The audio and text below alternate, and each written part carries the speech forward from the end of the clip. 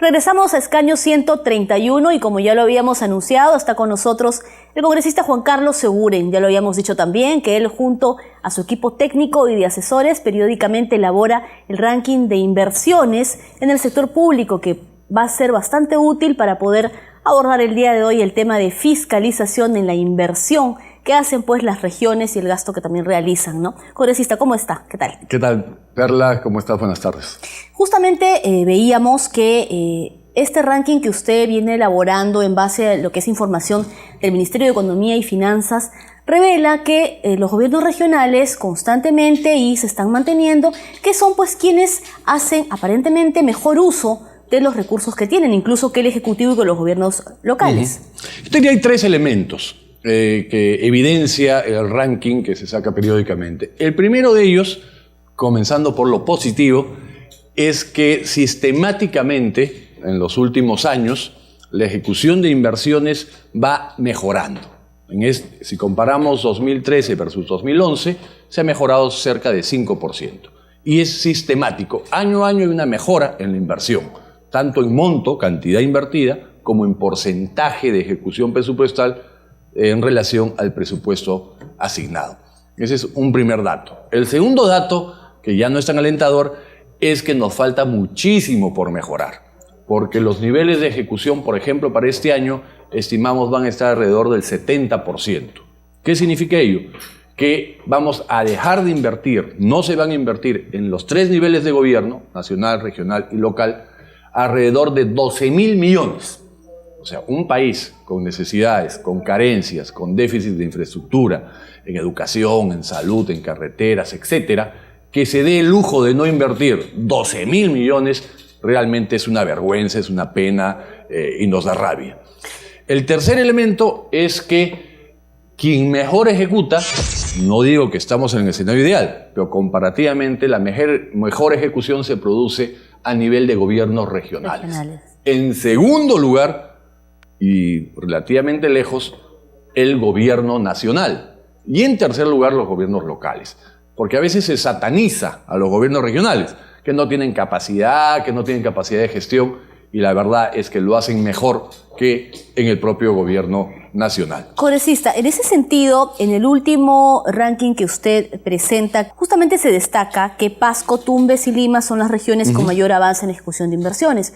Si bien es cierto, estas son regiones que a lo largo de lo que va de los últimos años se han mantenido. ¿Qué es lo que hacen estas regiones y qué cosa le pueden enseñar, si es que lo podemos decir de alguna manera, a aquellas pues que están rezagadas? En los últimos puestos. Rezagadas tenemos a Moquegua, Ica, Tacna, ¿no? Cajamarca, Ayacucho, Lima Metropolitana, que no llegan al 40% o 40 y pico, ¿no?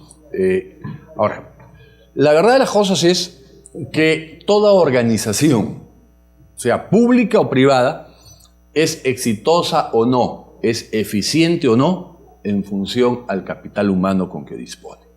Las organizaciones funcionan bien si tiene capital humano. ¿Qué quiere decir ello? Si tiene buenos técnicos, si tiene buenos profesionales, si el presidente regional o ministro o alcalde tiene capacidad gerencial, tiene liderazgo, tiene experiencia gerencial en el ámbito público-privado, en el que fuere.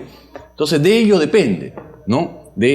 Y el Estado, lamentablemente, en términos generales y con muchas y honrosas excepciones, no ha tenido capacidad, y hace muchos años, de convocar y retener talento. El Estado no tiene capacidad de convocar y retener talento. ¿Por qué?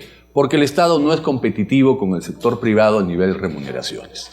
Entonces, el Perú ha crecido mucho en los últimos años, el sector privado ha crecido más aún, el sector privado ha demandado profesionales y ha remunerado, ha pagado, han mejorado los sueldos.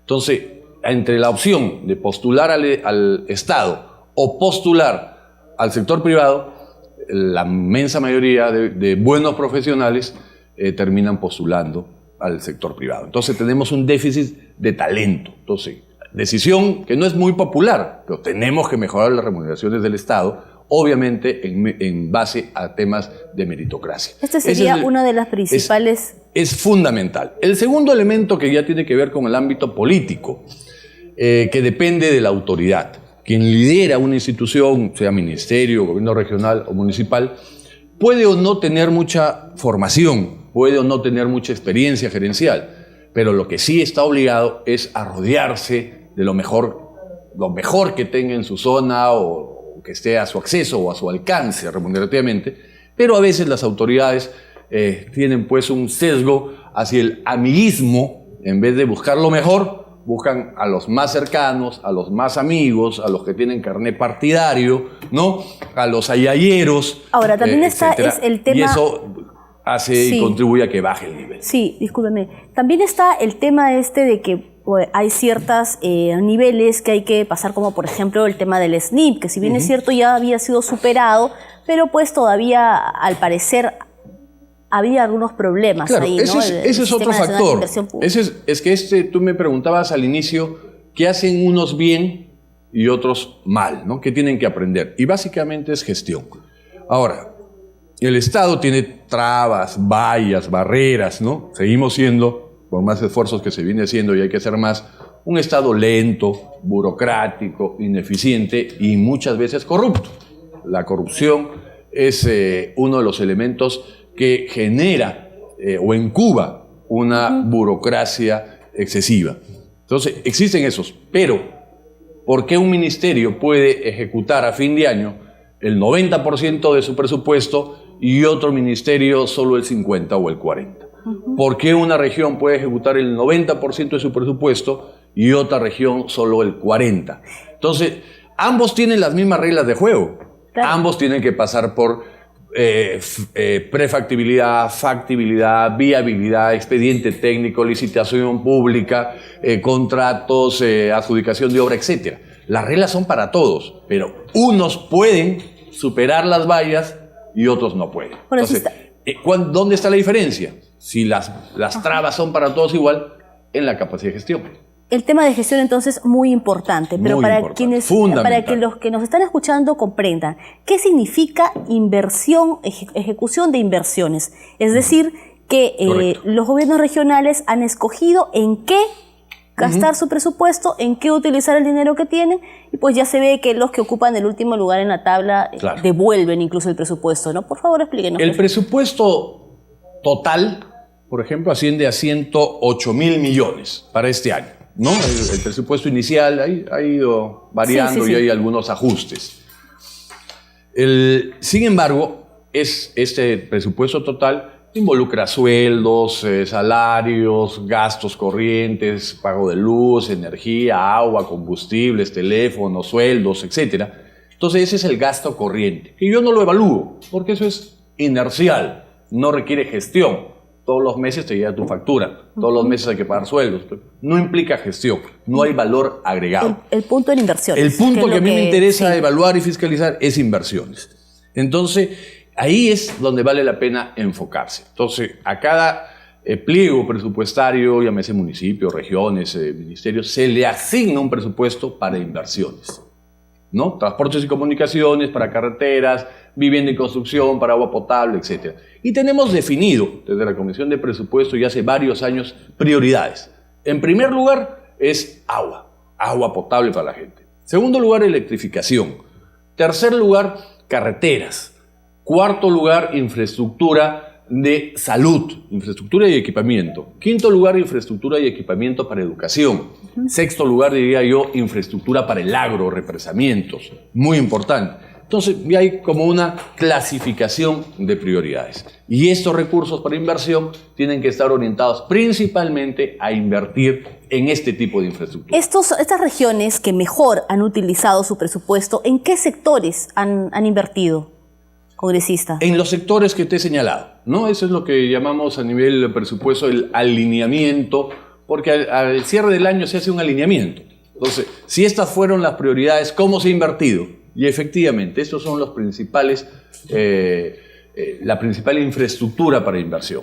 Infraestructura para agua, electrificación, carreteras, educación, salud, agro. Como parlamentarios, ustedes cuando solicitan información a un gobierno regional sobre el uso de los recursos en tales obras, cuando hay una denuncia por supuestas obras sobrevaloradas o por las llamadas obras inútiles. ¿Están respondiendo las regiones al llamado que ustedes hacen? En lo personal yo diría que sí, ¿no? Yo pido información, emito un oficio y en lo personal, repito, no sé cuáles sean los otros casos, pero sí tenemos respuesta, igualmente con el Ejecutivo.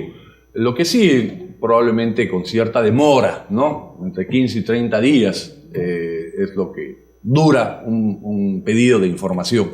Pero me llevas a un tema que es interesante, porque la ciudadanía, o nosotros no hemos tenido capacidad de informar, de enseñar, de educar política y cívicamente, y a veces se confunde el rol del congresista. Claro. El congresista, si bien es cierto, es elegido por una región, pero al día siguiente que es elegido se convierte en congresista de la nación, ¿no? Entonces los ciudadanos dicen, por ejemplo, ¿qué ley has dado para la región?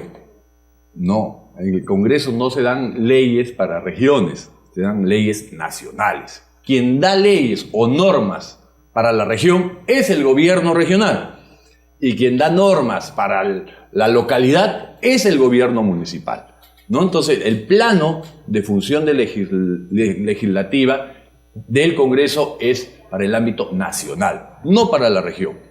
El segundo elemento, que es fiscalización, por ejemplo, es similar. El Congreso y los congresistas, ¿a quién tienen que fiscalizar fundamentalmente?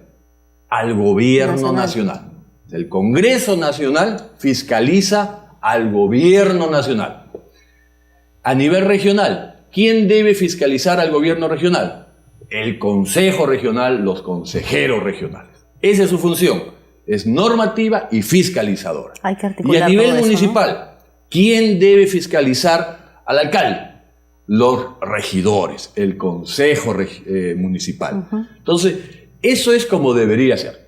Eso no implica que el parlamentario no pueda fiscalizar una región o un municipio. Claro que puede, pero fundamentalmente su responsabilidad es fiscalizar al gobierno nacional. Congresista, ya para cerrar, justamente es la fiscalización la que esperan los ciudadanos de parte de sus congresistas, ¿no es cierto? Así es, hay demanda por fiscalización, lo cual está muy bien, pero hay que incorporar a la fiscalización no solo a los congresistas, sino a los que tienen la obligación directa. Los consejeros regionales son los que tienen que hacer la fiscalización regional. Y los regidores son los que tienen que hacer la fiscalización a nivel local. No implica, repito, que los congresistas puedan hacerlo. Claro que pueden. Deben hacerlo. Claro que deben. Pero en ese orden de ideas. Hay ahí todo un tema articulado. Entonces, congresista, le agradecemos por haber estado el día de hoy con nosotros, y nosotros vamos a regresar más adelante ya con el segundo bloque. Lo habíamos anunciado al especialista en temas de buen gobierno, gestión pública y descentralización, el catedrático de la Universidad Católica, Johnny Sass Fris.